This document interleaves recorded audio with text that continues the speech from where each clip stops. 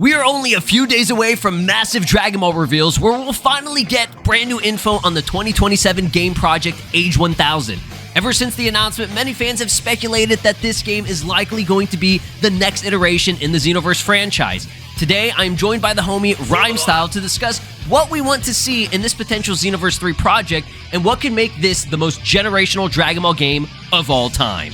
Basically, we're going to talk about Xenoverse 3 stuff that we want to see in this game, aka Project Age 1000. This is all before whatever's going to happen on Sunday. Yeah. So I just kind of wanted to ask you, what are some of the top features that you want to see in this upcoming game, even if it's, called something else, whatever the name is going to be? What do you think that this game needs to be successful? What do you think will keep you coming back all the time? Like, just everything that you've been wanting for the past 10 years. I mean, you've been there since day one, so you already know that the main thing is going to be how online operates. Yes, sir. And it's like people always say online games or anime games online don't have good netcode, but they don't understand that Xenoverse was like 10 times as bad because not only do we have bad netcode, we had desync, which is worse. So it's like you have shitty netcode and you have desync. And that desync, you have infinite moments where you would punch somebody and they're not actually there. The fake kick confirms. It's like, I punched you. No, you didn't. I wasn't even on the screen anymore. Like we've seen that happen so much. That needs to go away. And if this ends up being rebuilt from the ground up like they're saying it is, the rumors and stuff, I hope that means that goes away. Because imagine in a perfect world, it plays connection-wise like something like Spark Zero. Not to say Spark Zero is the greatest netcode, but it was playable. Again, people were not in the trenches with us, Slow. They don't know how bad. Those who were, not talking about, but they were not in the trenches with us with how bad it was. Where you just, you say I hit you, but you didn't hit me. I wasn't there. That needs to go away. Other than that, if you just copy and paste the entire concept of what Xenoverse 2 was, I'm happy because me too. The beauty of Xenoverse is it gave us so many ways to play the game. You don't like PvP? Great. There's PvE. There's raid mode. There is story mode. There is just whatever the hell you want to do. Like Xenoverse was successful because it gave something to everybody. I absolutely agree 100%. That is the biggest selling point. I mean, other than custom characters and stuff, it has so many different, so much variety that you could do, and it kept people coming back every single day for 10 years. People are still playing the game today. So yeah, if they can I don't think people understand how. I don't know if I can say this. I'm gonna say it anyways because I said it publicly before. I think it was 6 years ago. Bandai hit me and they were like, "Hey, because we would do these feedback calls for stuff that's going on with all the games." Mm-hmm. And I remember one question I got one day was just out of the blue. It's like, "Hey, I have a question," and this is what I knew it was coming at some point. I just felt in my heart. This is why I'm so confident about it. They were like, out of nowhere, one question: why do people still play Xenoverse? I'm like, that's odd. We're in Kakarot territory now. Why are you bringing up why are you old shit? Because it's a good game, And people always like to bring up Steam numbers. It's like no one's playing. Nobody gives a fuck about Steam. Yeah. Not to knock people on PC or Xbox, but they don't understand. If you're an anime gamer, PlayStation has such crazy numbers. Yes. It's not even close. Even back in the day when the games would sell, they would sell so much more on PS3. I almost said on PS2, but there was no competition PS2 at the time. But these games sell so much more on PlayStation compared to Xbox and anything else. That's why I hate it when people bring up sparking and they're like, nobody plays Spark anymore. And it's they show you Steam numbers. No one played anime games on Steam anyways. Yeah. Hopefully at some point we get to the point where they do give us something crossplay. I feel like crossplay should be standard. Oh, yeah, absolutely. I would love to see in this game. Yes. But the reason why I think they just don't ever do it is because why should we focus on such a small audience? To them, it's a small audience. When the majority is here, it's kind of like this. If you have a product, and let's say 90%, this is a ridiculous big number, but imagine it's if you have 90% of people playing your game on one console, and then the other 10% are split, amongst everything else. Why should I focus on that and give them, something that they get when the majority's over there? I think that's how they see these things. This is just headcanon. I can't confirm, but I always felt that's why certain decisions are made where it's why do they do that? Mm-hmm. And the only reason why Breakers needed it is because nobody else played Breakers. Dude, Iron King is watching right now. He said, "Nah, bro, nah." He's waiting for those reveals on Sunday. He's waiting for the teaser for season. Nah, what you are know, they on, like- I don't wish this on anybody, but imagine they announce all the coolest shit. Xenoverse 2 is happening, Sparking 2 is happening, Legends and Dokkan 2. Breakers, you shutting down. Like, they just hit you one of those. Breakers end of service. That'd be so messed up. Oh, man, dude. I mean, off topic. That's a really fun game. It's just the direction I it didn't went to, mind man. What I like about Breakers in the beginning is, day one, I was like, Breakers is fun, you know, for what it is. I don't ever crave Breakers, but if me and the homies just hanging out trying to play some party game or something, you know, Breakers was fun. But it was like, it was too slow. It just took too long to get all the hype stuff. And by the time the hype stuff came out, it's like, I don't want to go back and like learn the metas. I don't want to like, you know. On top of that, it felt very janky. Like, if they properly made that game where it didn't feel like I was, you know, operating inside a toilet, I will play it. It just, we kind of moved past it. Yeah, I wanted Breakers to be a lot better, but it just... You know what? Me too, man. If they made Breakers inside Xenoverse, because it felt like they literally did. If they made I feel like they could have done that. As a mode, because Breakers had like a bunch of like, not Breakers, but Xenoverse had a bunch of like goofy stuff, like the Hero Coliseum. Yeah. Imagine in Xenoverse 3, they just add Breakers as a mode in Xenoverse 3, and then also add like go-karts or something. I wouldn't be opposed. That'd be funny. At this point, you could do anything. Do it. I mean, the Hero Coliseum itself shows that they were willing to do something like that. Yeah. So, and they just stopped updating it, but for the 5 people that played it, they really liked it. So, I mean, they did it for a while. They were updating it for a while. I think they just stopped like a couple of years ago, but back on topic with Xenoverse 3. What else would you like to see other than, obviously, you want good netcode. That's, number one, high up. If they can do something with crossplay, that would be phenomenal. Don't know if that would be a thing for this type of game, because they seem to want to do crossplay for stuff that's like live servicey, more like, like My Hero or like Breakers or whatever. But other than like online related stuff, content wise, what do you want to see? I have an important one actually, and I feel like this is something that's not talked about as often. Let's hear it. The problem with society and gaming today is our brains, we're so ADD. We just want to move on to the next thing. It's true. Unfortunately, what can't happen with a game like this, especially with how big this game would be if this ends up being Xenoverse, is they can't drop the ball on like fixing issues. Because like one of the things that was bad with like Sparking is like Sparking was just kind of left to rot for those first 3-4 months.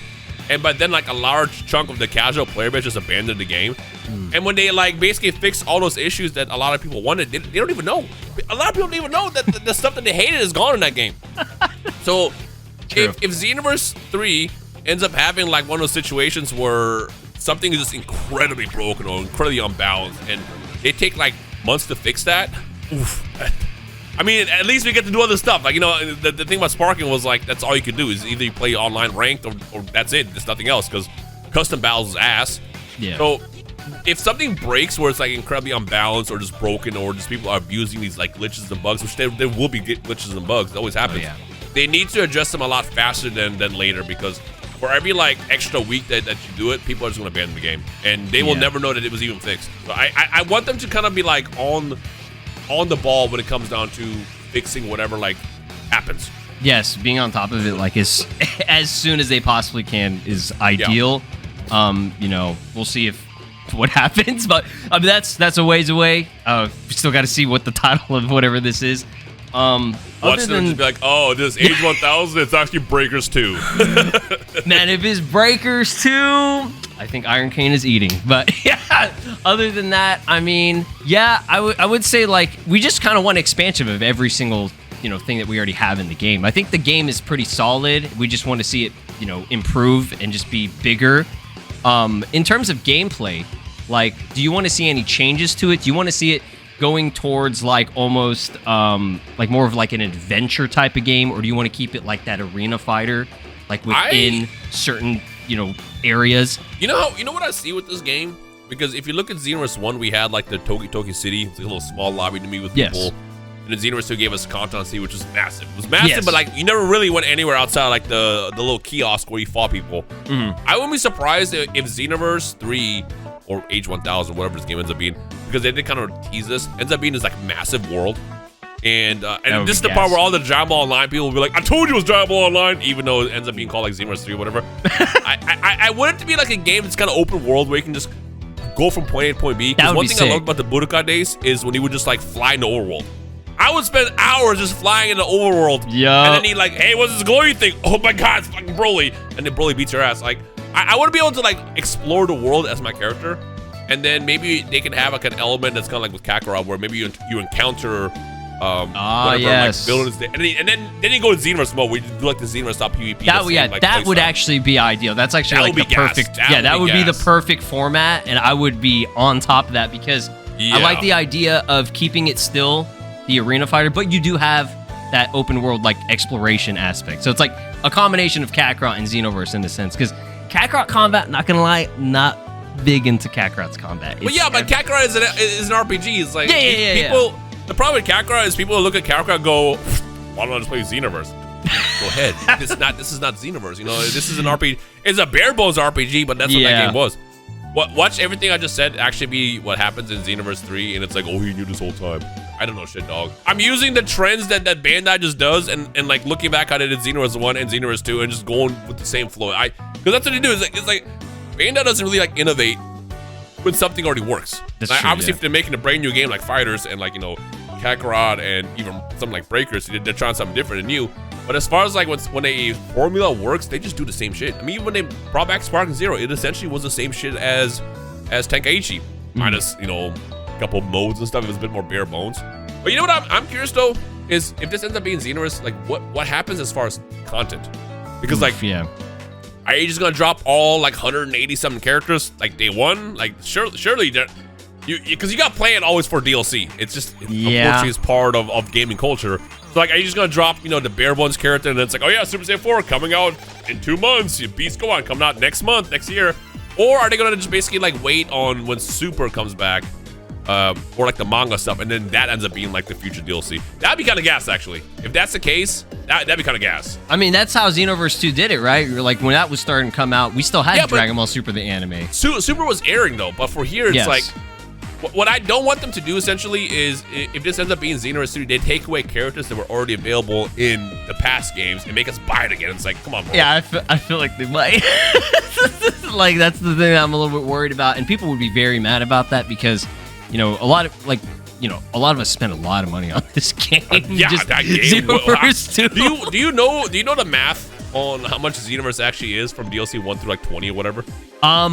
I didn't check. I mean, I checked it once. I forgot how. It's like hundreds of dollars. It's really expensive. Every second comment on this video, someone's gonna have that answer. No.